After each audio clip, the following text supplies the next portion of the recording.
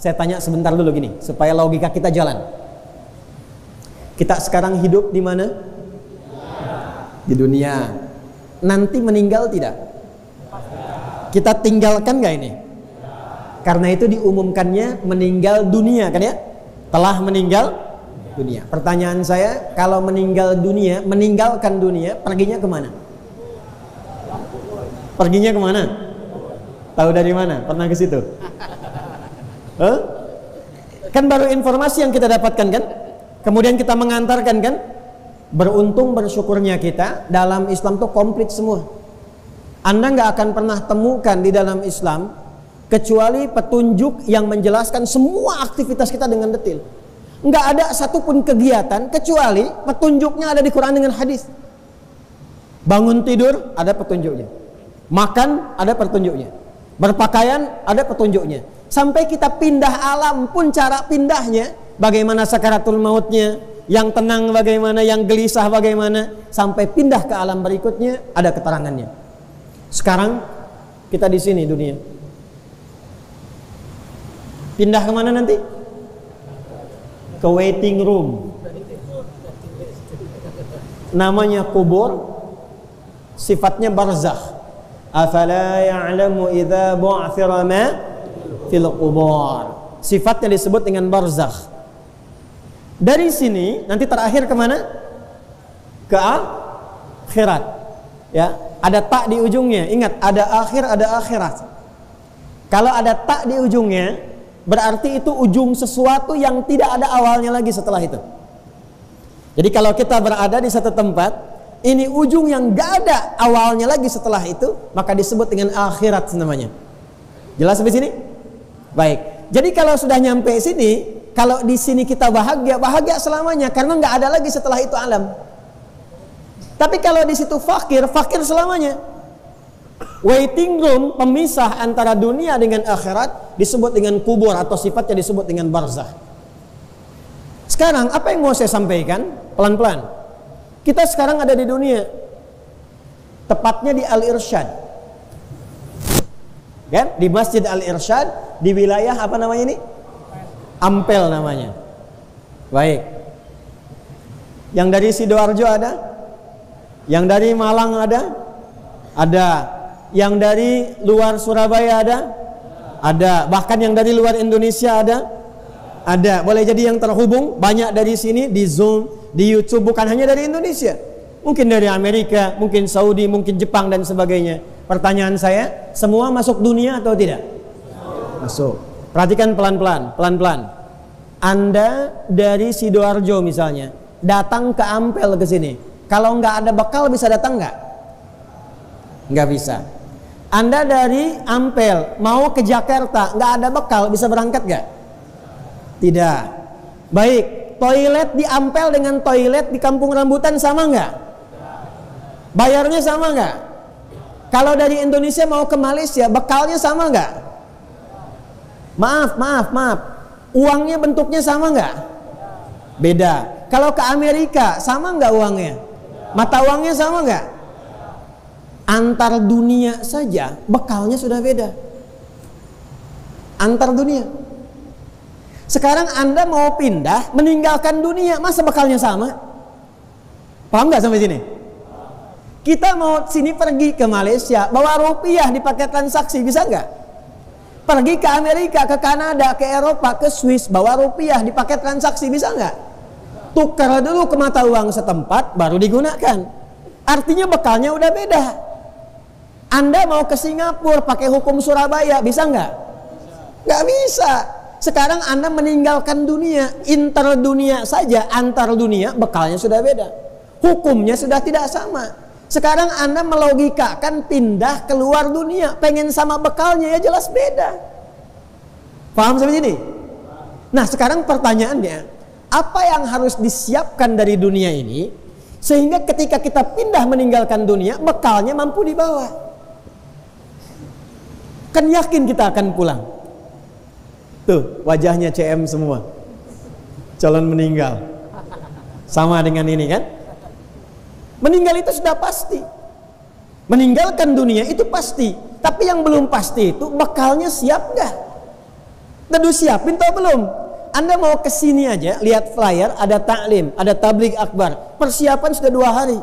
Siapkan waktunya, siapkan bekalnya, perjalanan naik apa, sampai di masjid jam berapa, rebutan sab tempat yang mana, siapkan kapasitas handphone untuk online sendiri.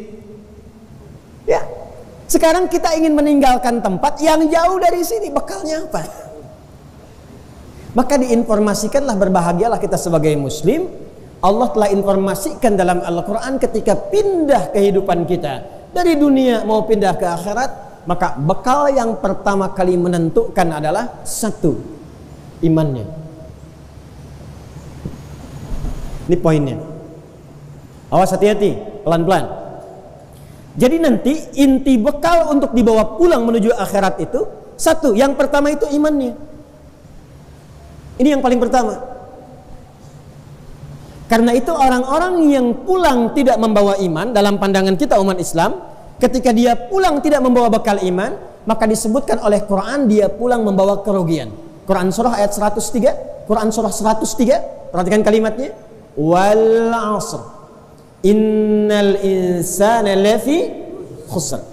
Kata insan disebutkan 65 kali dalam Al-Quran, menunjuk kepada semua manusia yang berkegiatan, beraktivitas, makan, minum, kerja, belajar dan sebagainya. Kata Al-Quran, wal 'asr, aku bersumpah, kata Allah, demi waktu, kesempatan yang aku berikan pada manusia untuk beraktivitas. 24 jam sehari, 7 hari dalam sepekan, silakan beraktivitas. Tapi ada orang yang saat beraktivitas itu, semua aktivitasnya tidak punya nilai di hadapan Allah. Jadi cuma dunia saja. Dia makan, betul kenyang. Dia minum, hausnya hilang. Itu kan sifat dunia. Anda makan, fungsi makanan menghilangkan lapar, itu sifat dunia. Anda minum, fungsi minuman menghilangkan haus, itu sifat dunia. Anda berpakaian, fungsi pakaian apa? Melindungi diri, menutup aurat, tampil baik, itu fungsi dunia. Tapi pertanyaannya, mohon maaf, apakah yang menjadi fungsi dunia itu punya bekal untuk pulang ke akhirat? Kata Allah, belum tentu. Ada orang yang ketika makan, makannya punya nilai di hadapan Allah. Kapan makan itu punya nilai di hadapan Allah? Illalladzina amanu. Ini poinnya. Kecuali orang yang mengisi aktivitasnya, memanfaatkan waktu itu pertama dengan imannya. Man kana yu'minu billahi wal yaumil akhir falyaqul khairan aw liyas. Siapa yang merasa beriman kepada Allah dan hari akhir, dia yakin akan dihisab. Kata Nabi, imannya akan menuntun lisannya berkata yang baik-baik. Tak mampu, dia diam. Jadi singkatnya, dari ujung kepala sampai ke ujung kaki, maka akan dituntunlah semua pekerjaan kita dengan imannya. Saat iman menuntun pekerjaan, pekerjaan dalam bahasa Arab disebut dengan amal. Saat iman menuntun amal, maka berubahlah nama amal menjadi sholih. Saya ulang, saat iman menuntun amal, maka berubahlah amal menjadi apa? Salih. Amal saleh. Jadi ada amal saja, ada amal saleh, itu beda. Amal apa itu? Contoh, ini di depan saya ada minuman. Fungsi minum itu menghilangkan haus. Jadi kalau kita minum ini, haus hilang. Minum itu bagian dari pekerjaan, amal. Kalau cuma minum saja, maka ini hanya jadi amal saja, tidak ada solehnya. Maka kalau kita minum pakai iman, maka dituntunlah kemudian tangan kita, mulut kita, keadaan kita untuk berinteraksi dengan minuman ini sesuai dengan tuntunan iman. Bagaimana caranya? Kita lihat petunjuk Nabi. Maka Nabi menuntun kita, iman kita digerakkan. Kata Nabi, idza quddima ta'amu, jika makanan dihidangkan atau minuman di dalamnya, khudh bi yaminika ma yalik, ambil dengan tangan kananmu yang paling dekat denganmu. Thumma sammillah au qul bismillahirrahmanirrahim, au qul bismillah dalam satu riwayat lain. Kemudian sebelum minum, sebelum makan, ucapkan bismillahirrahmanirrahim. Atau paling sedikit bismillah. Contoh, ambil dengan tangan kanan, bismillahirrahmanirrahim. Alhamdulillah. Hausnya hilang. Mau air bening, mau susu, mau teh, mau kopi, hilang. Ini amal namanya. Fungsi minuman menghilangkan haus, itu dunia namanya. Tapi apakah pekerjaan minum tadi punya nilai di akhirat? Nah, yang menjadikan itu punya nilai, itu kalimat Bismillahirrahmanirrahim. Dan kalimat Bismillahirrahmanirrahim gak mungkin keluar kecuali dari orang yang punya iman. Maka ketika kalimat Bismillah mengiringi pekerjaan amal, maka berubahlah amal itu menjadi apa? Salih. Ketika amal menjadi salih dan punya nilai yang dicatatkan di akhirat, maka Allah perintahkan malaikat, catat tuh, dia punya nilai. Amal salih yang dicatat itu maka merubah namanya menjadi hasanah. Apa namanya? Jadi perbuatannya disebut amal saleh, nilainya disebut dengan hasanah. Setiap perbuatan yang didorong oleh iman menjadi amal saleh, maka punya nilai setidaknya 10 hasanah. Ada berapa nilainya? Dalilnya Quran surah ke-6 Al-An'am ayat 160. Man jaa bil hasanati falahu asyru amthaliha. Siapa yang mengerjakan perbuatan amal saleh, maka diperintahkan oleh Allah pada malaikat, catat setiap satu perbuatan 10 nilainya. 10 tuh ngitungnya jangan begini 1, 2, 3, 4 sedikit. Di hadis Muslim disebutkan jarak 1 ke 2 500 tahun, 2 ke 3 500 tahun, 3 ke 4 500 tahun. Antum baru datang ke masjid, belum ngapa-ngapain, tapi niatnya untuk ibadah, baru datang dapat 25 kebaikan. Jarak 1 ke 2 500 tahun, 2 ke 3 500 tahun, 3 ke 4 500 tahun. Jadi perbuatannya disebut amal saleh, nilainya disebut apa tadi? Hasanah. Nah, hasanah ini nanti yang dituliskan akan dikonfirmasi di akhirat. Jadi perbuatan kita di dunia dituliskan jadi hasanah, di akhirat ditunjukkan dalam bentuk kitab. Dalam surat Al-Isra, Iqra kitabak kafa bi nafsika al-yawma 'alaika hasiba. Itu yang dituliskan. Nanti setiap 1 ke 2, 2 ke 3 yang tadi 500 tahun, itu setiap poinnya disebut dengan ajrun namanya. Apa namanya? Ajrun. Inna hadzal Qur'ana yahdi lillati hiya aqwam wa yubashshirul mu'minina alladzina ya'maluna as-salihati anna lahum ajran kabira. Bukan hasanah. Hasanah tadi yang dibaca imam salat maghrib, surat Al-Kahf, ya. Yang ini surah Al-Isra, ya, anna lahum ajran kabira. Dan orang-orang beriman yang mengerjakan amal soleh, berikan kabar gembira kepada mereka, mereka punya nilai di hadapan Allah namanya ajrun. Dituliskan tuh. Kalau infak berapa, baca Quran berapa, sholat berapa. Pernah dengar kalau kita baca Quran satu hurufnya berapa? Tahu dari mana? At-Tirmidzi nomor hadis 2010 kan? Man qara'a harfan min kitabillahi falahu asyru hasanat. Walam aqul alif lam mim harfun, ya, walakin alifun harfun, lamun harfun, mimun harfun, walikulli harfin asyru hasanat. Anda baca satu huruf dituliskan langsung 10. Itu hasanat. Satu keduanya, 2 ketiganya disebut dengan ajrun namanya. Lahum ajrun ghairu mamnun. Infak dapat berapa infak? 700 tuh kalau ngitung sendiri. Kalau hitungan Quran paling minimal, maksimal lebih daripada itu. Cuman problemnya ayatnya sering dipotong. Al-Baqarah ayat 261. Mathalul ladzina yunfiquna amwalahum fi sabilillah kamathali habbatin 1 ambatat sab'a sanabil 7 fi kulli sumbulatin mi'atu habbah 100. 1 kali 7 kali 100. Cuman ayatnya sering dipotong sampai sini. Teruskan ayatnya, teman-teman. Wallahu yudha'ifu liman yasha' wallahu wasi'un. Bagi yang berhitung, aku berikan sesuai hitungan. Tapi bagi yang tidak pernah berhitung, aku berikan pahala tanpa hitungan. Itulah hasanah. Jadi pastikan semua perbuatan dunia kita jadi amal saleh, pastikan punya nilai hasanah. Bangun tidur, hasanah. Minum, hasanah. Makan, hasanah. Kerja, hasanah. Semua hasanah. Makanya kita sering berdoa, dunianya dapat hasanah, di akhiratnya nampak hasanahnya. Maka diajarkanlah di Quran doa itu di Al-Baqarah ayat 201. Wa minhum man yaqulu rabbana atina fid dunya hasanah wa fil akhirati hasanah wa qina adzaballah. Nah, itu konsep hidup kita begitu. Iman dan amal soleh, keduanya melahirkan hasanah, hasanah melahirkan ajrun, namanya pahala. Nah, itulah yang akan dapatkan rahmat Allah, mengantarkan kita ke surga. Karena itulah kalimat surga dalam Al-Quran ketika disebutkan dibuka dengan iman dan amal soleh.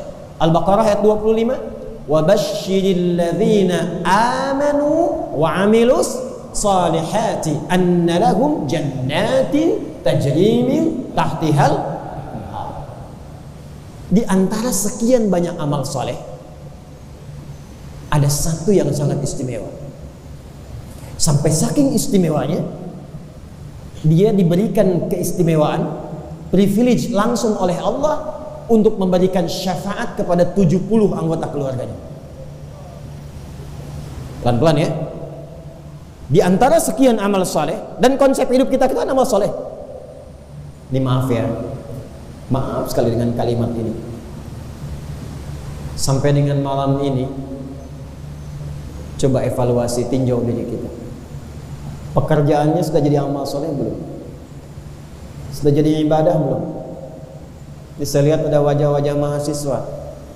Antum kuliah di kampus-kampus sekitaran ini, maaf, untuk ngejar ijazah atau untuk mengejar ridha Allah? Ayo.